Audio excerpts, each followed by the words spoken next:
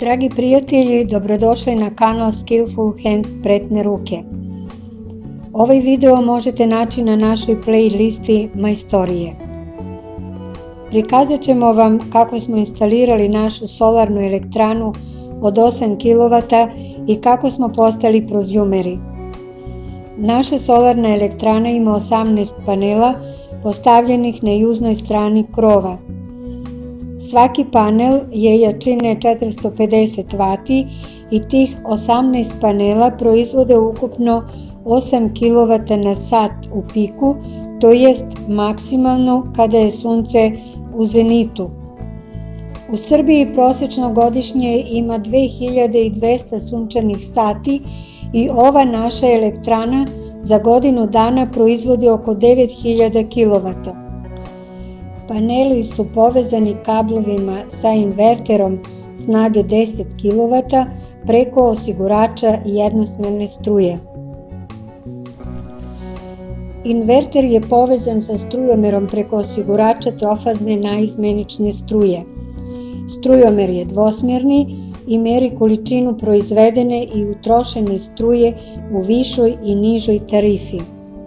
Preko smart metra postavljenog pored strujomera, povezanog preko invertera sa kompjuterom, možemo na monitoru da pratimo koliko kW struje proizvodimo, koliko potrošimo, koliko kW prelazi u mrežu ili koliko kW uzimamo iz mreže u datom trenutku. Višak struje koja nije potrošena u tekućem mesecu prenosi se u naredni mesec. Tako skladištimo višak struje u elektromrežu Srbije za zimski period kada elektrana manje proizvodi struju.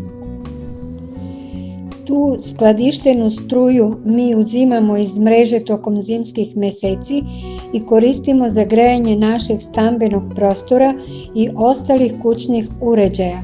Grejanje smo obezbedili dvema inverter klimama koje zagrevaju prostor od 100 kvadrata.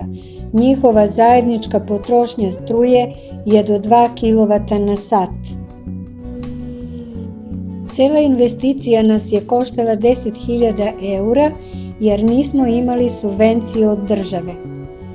Solarnom elektranom od 8 kW smo obezbedili čistu zelenu energiju za grejanje i ostalu potrošnju i ostavili čist vazduh bez ugljen dioksida za našu decu i unučiće. Zbog toga je naše zadovoljstvo još veće.